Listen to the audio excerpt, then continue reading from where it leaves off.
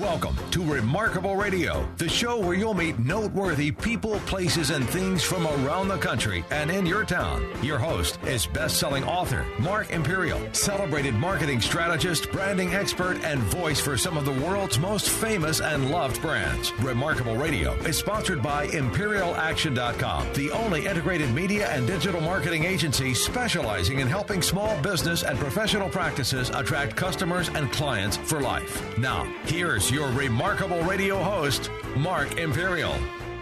Hey, I'm Mark Imperial, and welcome. It's a great day here at Remarkable Radio, and in this segment, check it out.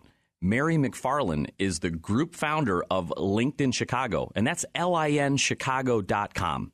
It's a LinkedIn group of nearly 100,000 members in the greater Chicagoland area. She's also the owner of a small business, the Chicago Project LLC. Prior to this, Mary was a senior technical project manager and systems engineer and spent most of her career working for Motorola in Schaumburg and in Europe. Mary, welcome to Remarkable Radio. Thank you, Mark. I'm happy to be here.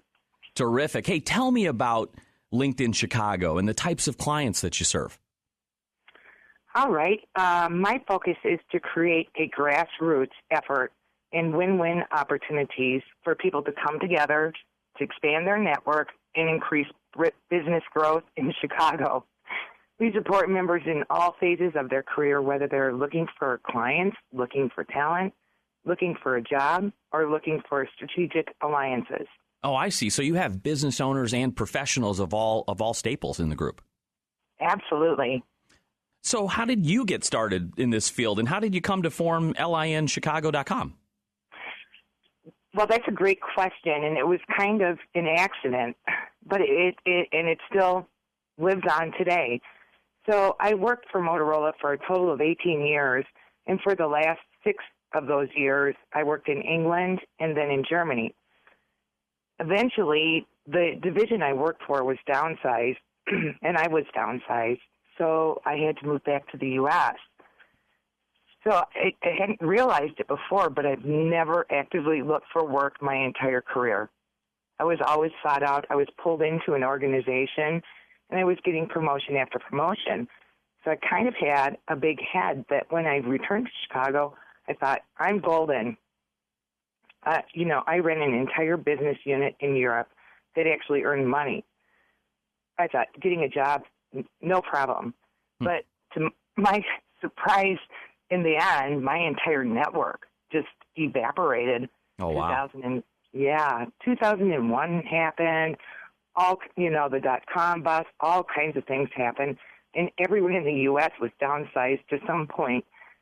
So in talking to people, they all said, you have to network to get a job. It's all about who you know.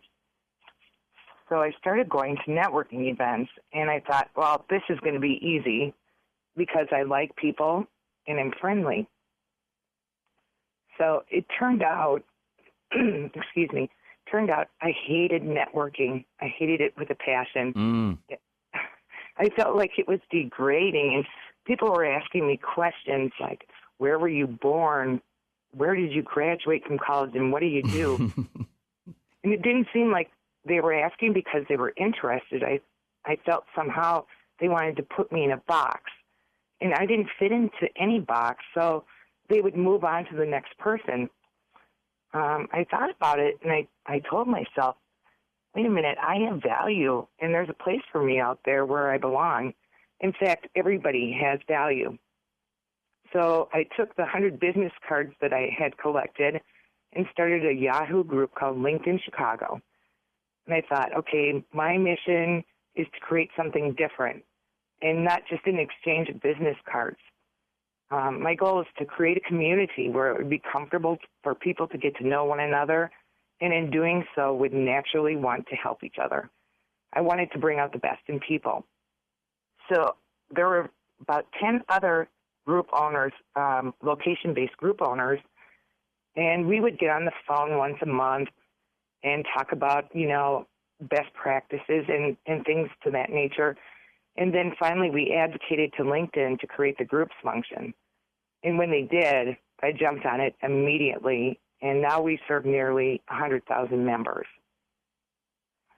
And then in 2014, in December, I finally left my day job and took a leap of faith to run the group full time.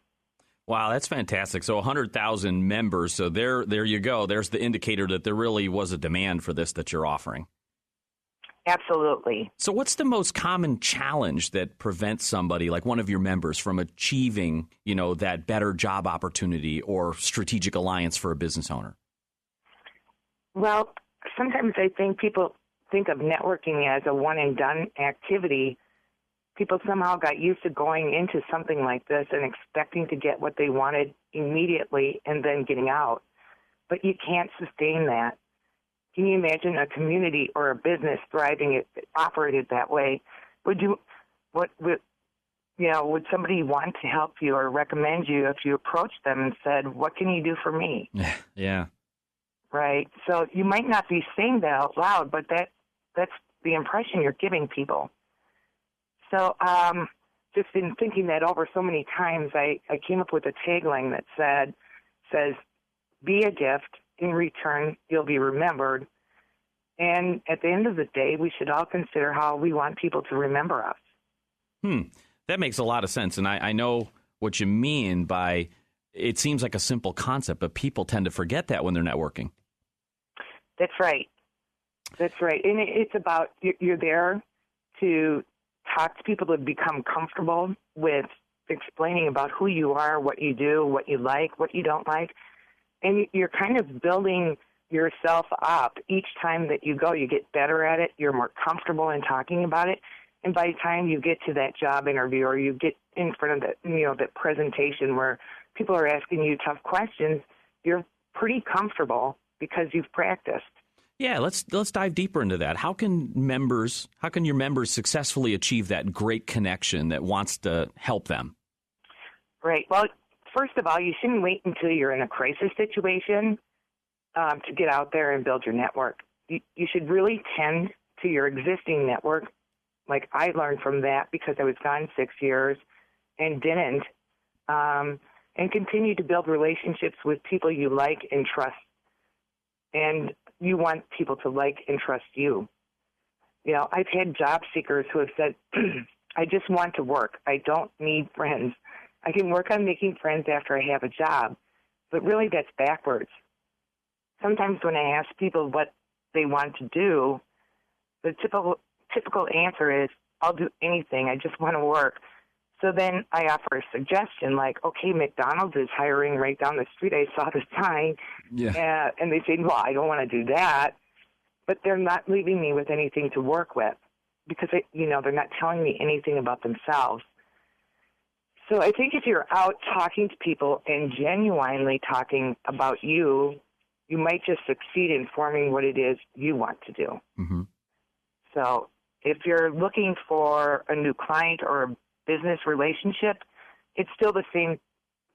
It's the same deal. Just talk to people, tell them about what you want to achieve, ask them about what they want to achieve, connect with them on LinkedIn and follow up. And periodically just get in touch, ask each other, "How can I help?" Don't ask anyone to do your work for you. Ask for something that someone can actually do, and then do what it is you can do for them.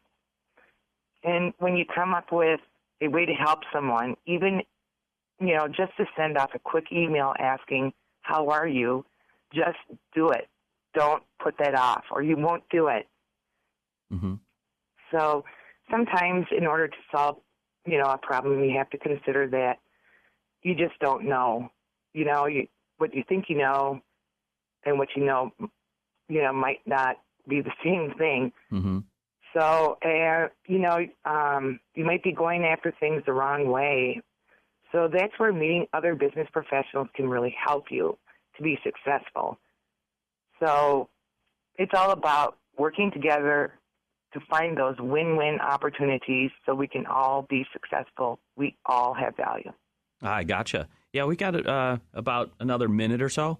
So what's one of the most important things that piece of advice you'd give to somebody that's thinking about, attending or, what should your attendees consider when they're solving this challenge for themselves? Well, it may not be the person you are talking to, it may be their neighbor that you end up getting introduced to. So if people get to know your story, they will share it. You know, if they hear something that sounds like you and connect you to it, they feel like they did a great deed. And you know what? They did. So it's it's just a great feeling. It's a great culture.